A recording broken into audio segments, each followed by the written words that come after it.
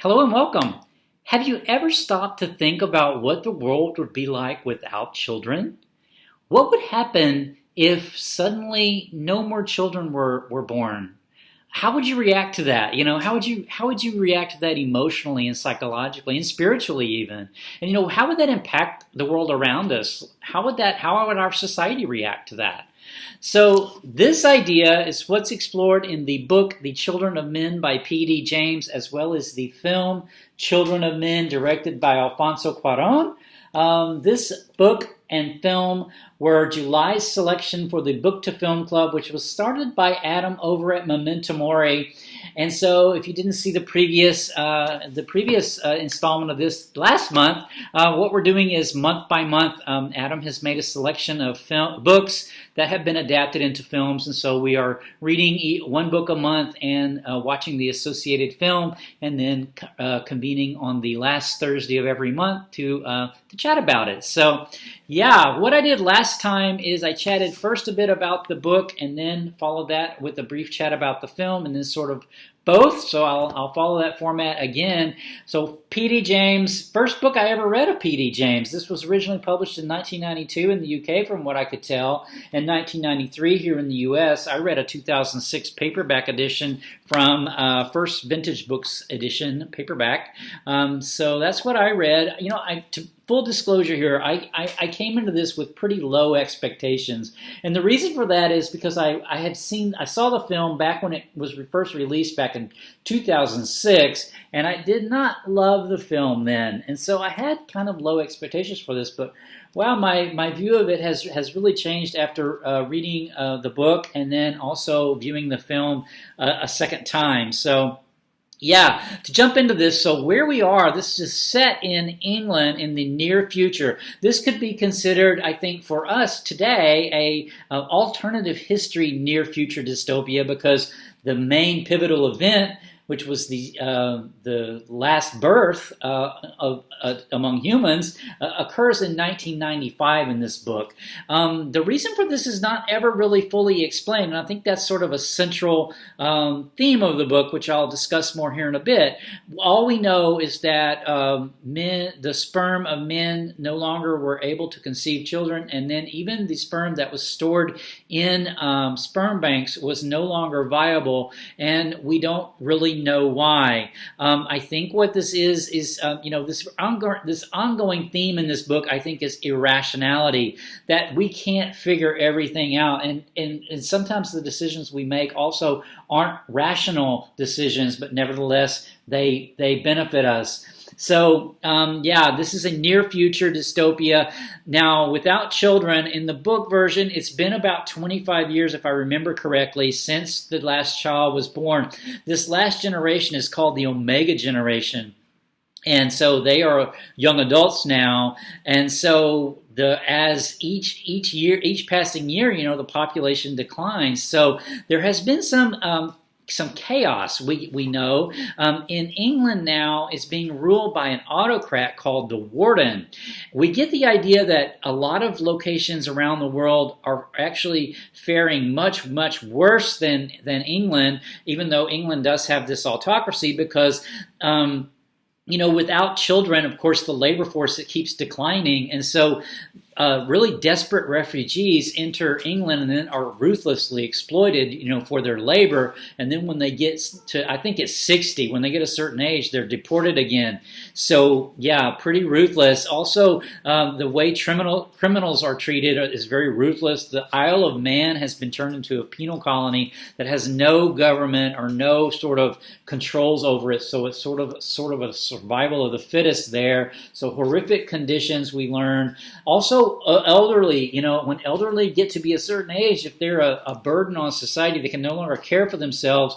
There is voluntary suicide. So, because the lack of workers, without young people continuously replenishing the workforce, of course, these jobs like road repair and keeping the lights on and the water running all requires labor, and it requires that labor pool to be continuously replenished. And so the world these people find themselves in, that's no longer the case. So yeah, our main character's name is Theo. He's a historian He's a history professor. He's sort of nihilistic. He's lost all of sort of the meaning in his life. He has no hope for the future.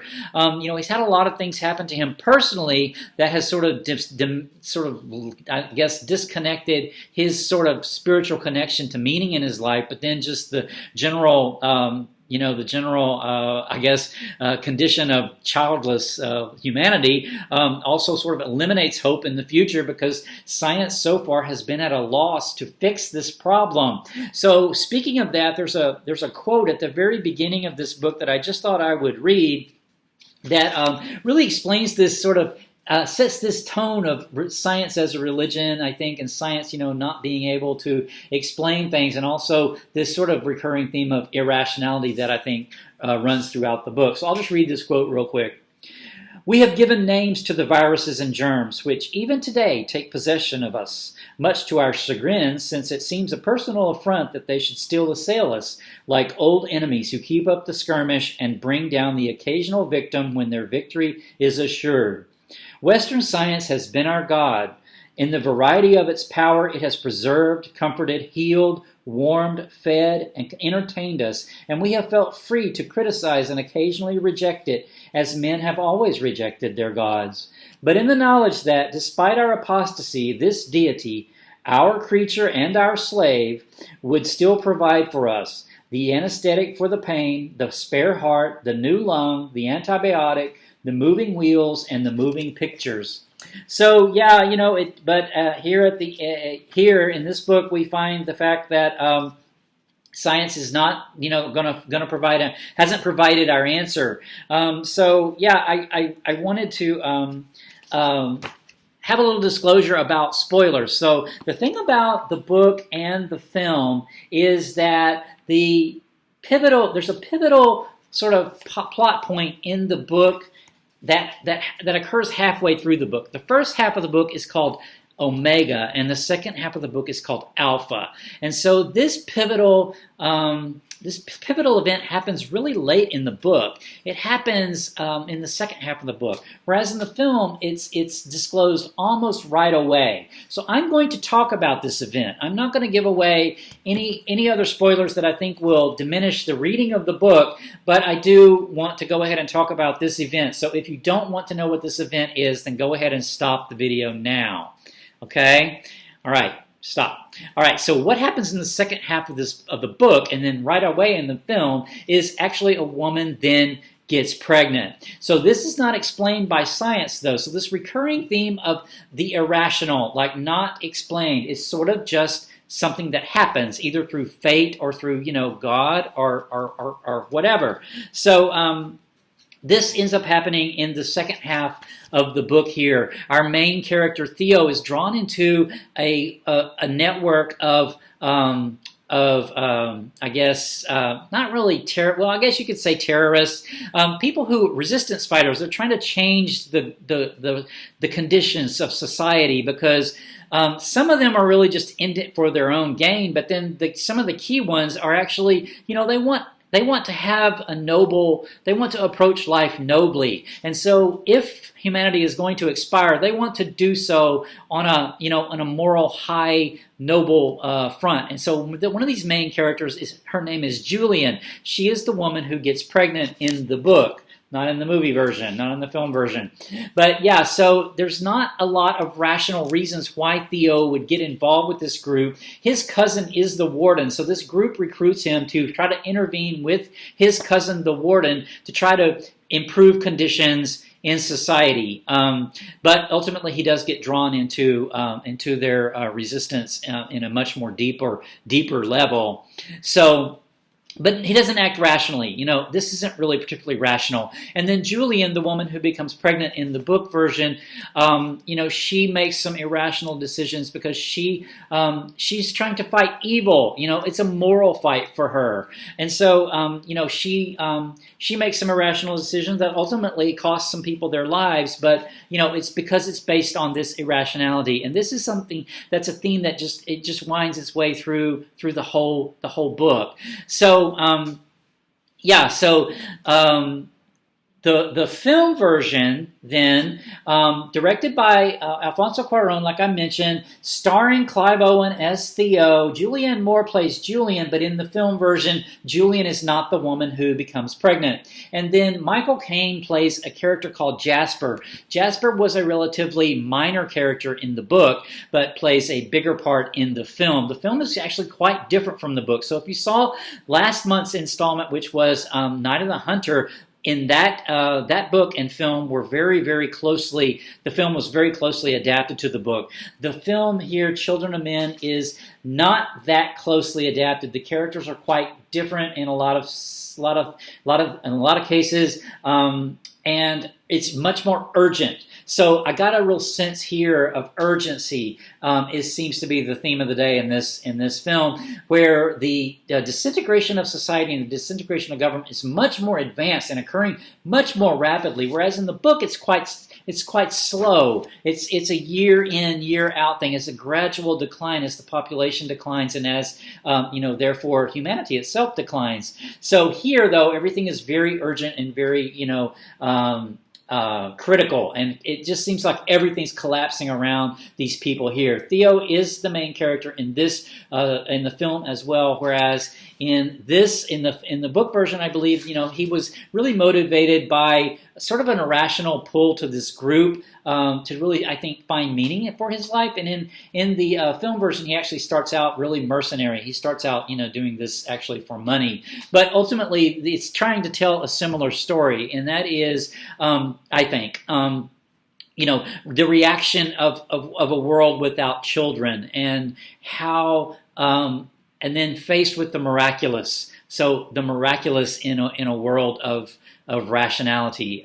So in the I think in the book version, this sort of rationality is the government. The way that the government's presented with the warden and such. This is not really detailed in the film version at all, but what is this armed conflict between the government and a much more advanced and ruthless terrorist group, whereas this resistance group here are really quite passive in many ways, and in here they're actually really quite violent. So there's a lot of differences between the book and the film, and I think, though, this idea of rationality, I think this is why I did not love the film the first time I saw it, because I thought, I just wanted someone to tell me why people were infertile. Speaking of that, in the book version, it's due to the sperm. It's due to the males. The females don't seem to have, I think, a reproductive issue. It's more the sperm. Here it's reversed. It's a female. It's a motherhood. I think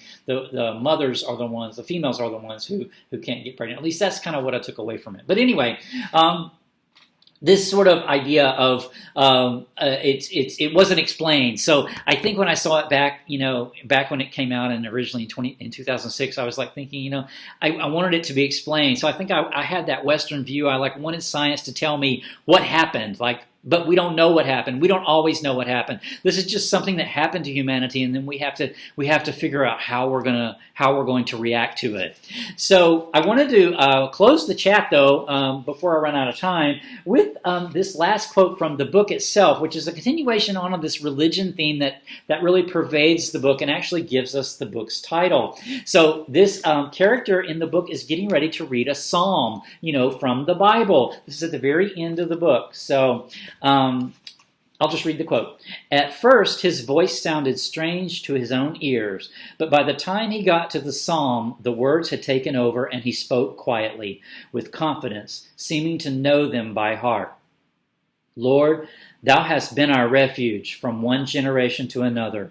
Before the mountains were brought forth, or ever the earth and the world were made, thou art God from everlasting, and the world without end. Thou turnest man to destruction. Again thou sayest, come again, ye children of men. So that's where Children of Men comes from. It starts over. We have hope here in Alpha in the second half of the book with the birth of this child. The sex of the child born in the book is different than the sex of the child born in the film as well, so that's different. But both of these, I'm so glad I gave this another chance, because I really did enjoy this film quite a bit. I meant to mention also that this film was actually mentioned quite a bit in this book, Talking Pictures by Anne Hornaday, How to Watch Movies. I'm running out of time, so I won't quote from it. I will link to the chat. I chatted this book last year, so I'll link to the chat that I did on it then. But Children of Men, the film, was used as several different examples of fine filmmaking. She calls this Children of Men a work of art, actually, in this book. Editing, production design, and direction. So, yeah, I will close the chat with that. I will just touch base briefly on what our next choice is going to be for August. We are going to be reading Lord of the Flies by William Golding, and we will be seeing the film Lord of the Flies from 1963, directed by Peter Brook. The book came out in 1954, so stay tuned for that. A chat on Lord of the Flies will be uploaded the last Thursday of the month of August. So until next time, take care. Bye.